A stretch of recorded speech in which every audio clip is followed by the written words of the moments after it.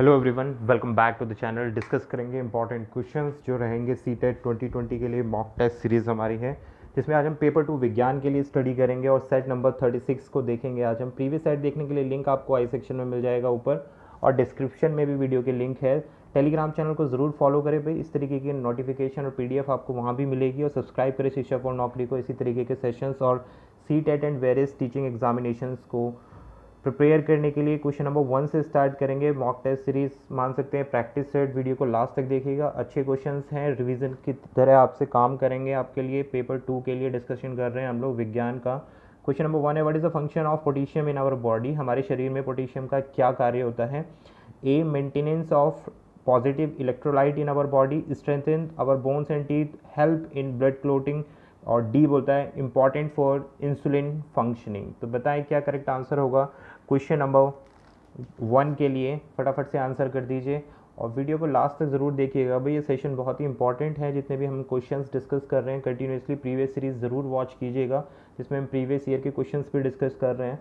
तो question number 1 के लिए आंसर कर दीजिए फटाफट, क्या करेक्ट आंसर रहेगा? तो देखिए ऑप्शन नंबर जो ए है वो बिल्कुल करेक्ट है, maintenance of positive electrolyte in our body. कौन करता है ये काम? ये पोटेशियम का कार्य होता है मेंटेन करने का। और जो और दूसरे काम होते हैं जैसे मस्कुलर कॉन्ट्रैक्शन जो होता है, यानी कि मसल्स का जो सिकुड़ना होता है वो उसको भी कंट्रोल करता है पोटेशियम। और नर्व कंडक्शन जो होता है उसमें भी हेल्प करता है। और मेंटेनेंस ऑफ जो हम पढ़ रहे हैं अभी पॉजिटिव इलेक्ट्रोलाइट, यानी कि हमारे शरीर में सकारात्मक इलेक्ट्रोलाइट का रख रखाव करना भी पोटेशियम के कार्य होते हैं। भाई ब्लड क्लॉटिंग का आपको पता है कौन सा विटामिन काम करता है इसमें, और strengthening our bones and teeth इसमें काम करता है हमारा कैल्शियम आ गया। ठीक है भाई, इंसुलिन का आपको पता है कि इंसुलिन की फंक्शनिंग किस चीज़ के थ्रू होती है? कौन करता है इंसुलिन को? जो फंक्शनिंग मौजूद होती है शुगर से रिलेटेड होता है हमारा इंसुलिन हार्मोन्स।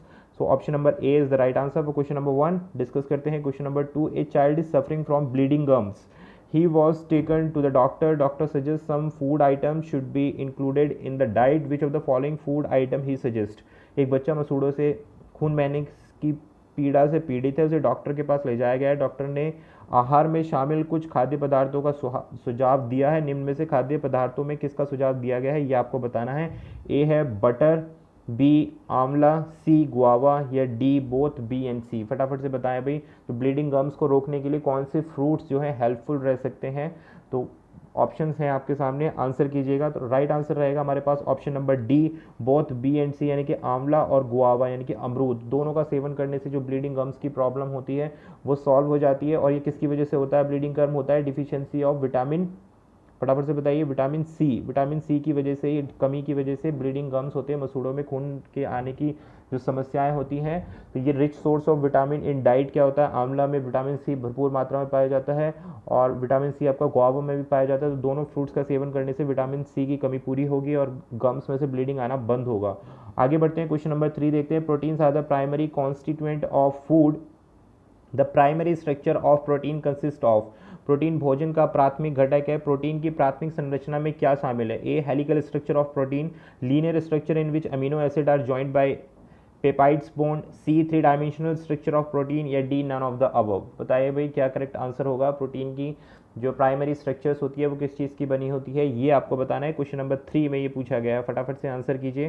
तो राइट आंसर है हमारे पास ऑप्शन नंबर बी। जिन लोगों ने अभी बी ऑप्शन दिया है बिल्कुल सही है भाई, linear structure in which amino acid are joined by peptide bonds. क्या है मतलब? जो प्राइमरी स्ट्रक्चर होता है प्रोटीन का उसमें अमीनो एसिड जो है एक दूसरे के साथ मिलकर एक लीनियर यानी कि सीधी रेखा में, लीनियर का मतलब होता है सीधी रेखा में संरचना में जुड़े होते हैं।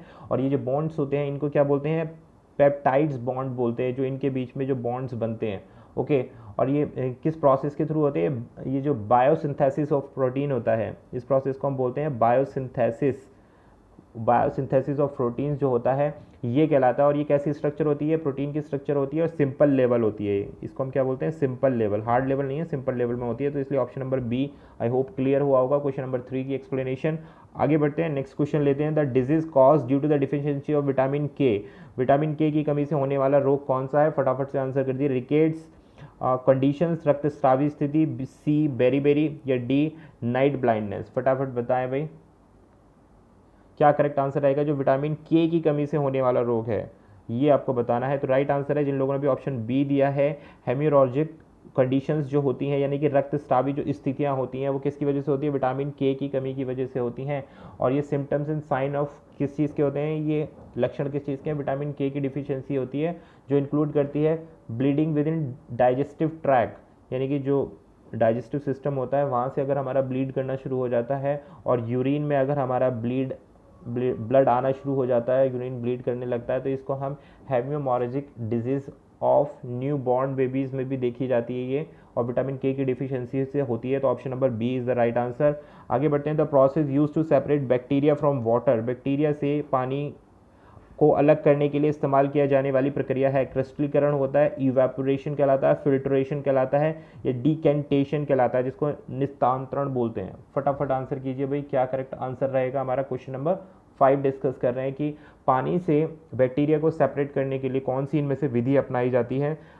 इजी क्वेश्चन है, आंसर कर सकते हैं हम। फिल्ट्रेशन, जिसको हम बोलते हैं निस्पंदन। Filtration is the process in which bacteria are separated from water. आपको पता है कि फ़िल्टर, जैसे जो घरों में आप फ़िल्टर यूज़ करते हैं, तो उसमें क्या होता है कि जो फ़िल्टर्स होते हैं वो बैक्टीरिया को रिमूव कर देते हैं, और आपको जो कितना शुद्ध पानी, जिसको हम बोलते हैं क्लियर वाटर और फिल्टर वाटर या आरओ वाटर जिसको आप बोलते हैं, तो वो फिल्ट्रेशन प्रोसेस होता है। Very easy question. आगे बढ़ते हैं अभी क्वेश्चन नंबर 6 के साथ। Dyslexia is associated mainly with the difficulty in, dyslexia मुख्यतः डैश की समस्या के साथ संबंधित होता है? हीटिंग नहीं है ये, हियरिंग मतलब सुनना। B speaking, C speaking and hearing, और डी रीडिंग। फटाफट बता दीजिए। इंक्लूसिव एजुकेशन में भी हमने इस क्वेश्चन को डिस्कस कर चुके हैं। बहुत ही कॉमन क्वेश्चन है, रिपीटेड क्वेश्चन रहता है, कई बार पूछ लिया जाता है। डिसलेक्सिया, क्योंकि कन्फ्यूजन होता है इनमें, डिसलेक्सिया, अपेक्सिया, एफेजिया, ये जो टर्म्स हैं इनमें कई बार कन्फ्यूजन होता है, इसलिए इनको बार बार रिपीट करता है सीटेट भी, और वेरियस दूसरे जितने भी टीचिंग एग्जामिनेशन है यहाँ से इंक्लूसिव एजुकेशन के ये क्वेश्चंस रिपीट होते ही होते हैं। तो भाई डिसलेक्सिया जो है वो मुख्यतः जो रीडिंग संबंधित जो डिसऑर्डर होता है, यानी कि पढ़ने में जो विकार होता है बच्चों को, वो डिसलेक्सिया से संबंधित होता है।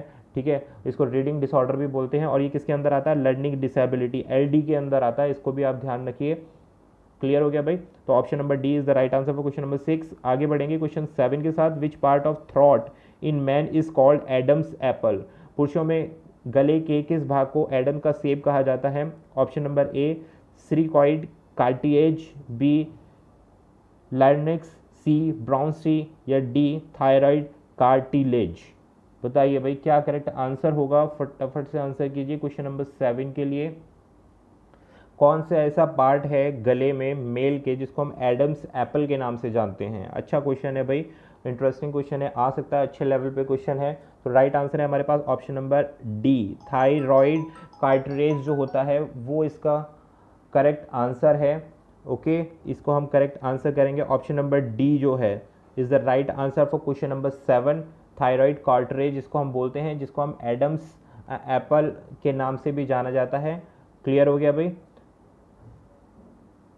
Option number D is the right answer for question number 7। आगे बढ़ते हैं अभी क्वेश्चन 8 देखते हैं। This slavery amylase is lacking in the saliva of a person, which of the following event in the most cavity of that person will be affected? ये आपको बताना है भाई कि जो saliva होता है उसके बारे में बात कर रहे हैं हम, कि वो जो saliva होता है, यदि किसी व्यक्ति की लार में एमाइलाइज की कमी हो तो उस व्यक्ति में मुख्यतः निम्नलिखित में से कौन सी घटना प्रभावित होगी? ए एब्जॉर्प्शन ऑफ विटामिन की कमी हो जाएगी, B conversion of fats into fatty acid and glycerol, C conversion of starch into sugar, D conversion of protein into amino acid. बताइए, अगर लार की कमी हो जाएगी तो भोजन में लार मिक्स नहीं होगा, तो उसकी वजह से किस चीज़ पर सबसे ज़्यादा इफेक्ट पड़ेगा, किस प्रोसेस पर इफेक्ट पड़ेगा? डिस्कस कर चुके हैं इस क्वेश्चन को, क्योंकि लार का हम वर्किंग को डिस्कस कर चुके हैं। तो ये भी आप बता सकते हैं कि लार प्रेजेंट नहीं होगी तो कौन सा फंक्शन रुक जाएगा? तो राइट आंसर है हमारे पास भाई, लार की प्रेजेंस से जब हम मुख में लार जाता है हमारे और भोजन जाता है तो लार मिक्स होती है, तो क्या होता है? कन्वर्जन ऑफ स्टार्च होता है किसमें? शुगर में। तो ये प्रोसेस जो है इफेक्टिव हो जाएगी अगर लार की अनुपस्थिति रहेगी तो। क्लियर है? कैसी प्रोसेस रहती है? केमिकल प्रोसेस होती है, डाइजेशन की एक केमिकल प्रोसेस होती है जो माउथ से स्टार्ट होती है, यानी कि माउथ कैविटी से स्टार्ट होती है। Option number C is the right answer. जिन लोगों ने भी सी दिया बिल्कुल सही है। The process of removing seeds and debris from cotton is known as, कपास से बीज और कचरे को हटाने की प्रक्रिया के रूप में जाना जाता है। कपास के बारे में पूछा गया है तो बताना है आपको। ऑप्शन ए बोलता है ये प्रोसेस वीविंग कहलाती है, बी कहता है स्पिनिंग कहलाती है, सी बोलता है गिनिंग कहलाती है, या डी बोलता है क्लॉथिंग कहलाती है। यानी कि सीड को रिमूव करना है और डी बैरिस को कॉटन से रिमूव करना है, तो ये प्रोसेस को हम क्या बोलेंगे? तो राइट आंसर है हमारे पास ऑप्शन नंबर सी। इस प्रोसेस को हम बोलते हैं गिनिंग प्रोसेस, जिसमें हम सीड को और डिबैरिस को, यानी कि जो भी उसके साथ अटैच्ड वेस्ट मटेरियल होता है, तो कॉटन से पृथक करने की विधि ये कहलाती है हमारी गिनिंग प्रोसेस। आगे बढ़ते हैं भाई, ऑप्शन सी करेक्ट है 9 के लिए। 10 को देखते हैं। Inside the petals in the middle of a flower we find a thin powdery structure called. पंखुड़ी के अंदर फूल के बीच में कुछ पतली पाउडर जैसी संरचना दिखाई देती है, जिन्हें कहा जाता है ए एंथर, बी पोलन, सी रेडिकल या डी स्टिग्मा। फटाफट से बताएं भाई कौन सी ऐसी स्ट्रक्चर है जो किस तरीके की होती है? पाउडर्ड स्ट्रक्चर होता है फूल के अंदर। पता होगा आपको, कई बार आप देखते हैं जो पंखुड़ियाँ होती हैं उनके अंदर एक बहुत बारीक से स्ट्रक्चर होते हैं, उसी के बारे में पूछा जाता है, तो वो क्या कहलाते हैं? ऑप्शन नंबर बी, इन्हीं को हम बोलते हैं पोलन। तो B is the right answer. और जो पोलन होते हैं ये कैसे होते हैं? थिन पाउडर स्ट्रक्चर में होते हैं और बिल्कुल सेंटर में पाए जाते हैं। जो फूल होता है उसके बिल्कुल सेंटर में पाए जाते हैं, इन्हें पोलन कहलाया जाता है। और ये जो स्ट्रक्चर होता है ये सिंक्रोनस एक रिंग में होता है, सिंक्रोनस रिंग में होता है। और आउटर रिंग और मॉडिफाइड जो जितनी भी लीव्स होती हैं, जिनको हम क्या बोलते हैं? सेपल्स भी कहा जाता है। ठीक है, मॉडिफाइड लीव्स के अंदर जो होते हैं उन्हें सेपल्स भी कहा जाता है। तो option number B is the right answer for question number 10। आगे बढ़ेंगे, क्वेश्चन 11 देखते हैं भाई। Barometer is use to, option बोलता है बैरोमीटर का प्रयोग कहाँ होता है? मेजर ऑफ रेनफॉल के लिए, वर्षा मापने के लिए, B measurement of temperature, C measurement of atmospheric pressure, या डी मेजर सी लेवल, समुद्र के लेवल को नापने के लिए। बताइए भाई बैरोमीटर का इस्तेमाल हम कहाँ करते हैं? बैरोमीटर किस चीज़ को मापने के लिए इस्तेमाल किया जाता है? तो जिन लोगों ने भी ऑप्शन सी दिया है वो करेक्ट है। मेजरमेंट ऑफ एटमॉस्फेरिक प्रेशर, यानी कि एटीएम, शॉर्ट में बोलते हैं एटीएम, एटमॉस्फेरिक प्रेशर को, वायुमंडलीय दाब को नापने के लिए जिस उपकरण का इस्तेमाल किया जाता है वो क्या कहलाता है भाई? वो कहलाता है बैरोमीटर। और ये क्या है? साइंटिफिक इंस्ट्रूमेंट है, मेट्रोलॉजी से रिलेटेड करता है, एटमॉस्फेरिक प्रेशर को मेज़र करता है। ठीक है, और जो ये टेंडेंसी वेदर फोरकास्ट की टेंडेंसी भी जो होती है वो भी एटमॉस्फेरिक प्रेशर को मेज़र करने के बाद ही फोरकास्ट किया जाता है। हाई प्रेशर लो प्रेशर की कंडीशन जो होती हैं, तो option number C is the right answer. ये है बैरोमीटर जो एटमॉस्फेरिक प्रेशर को मेज़र करता है। तो ये हमारे इंपॉर्टेंट क्वेश्चंस थे जो आपको हेल्प करेंगे as a revision class. Mock test series है, पसंद आए तो यार लाइक शेयर सब्सक्राइब जरूर करें और टेलीग्राम पर जरूर से फॉलो करें और शिक्षा फॉर नौकरी को सब्सक्राइब करना बिल्कुल भी ना भूलें। मिलेंगे आपसे नई वीडियो में, तब तक के लिए all the very best, thank you.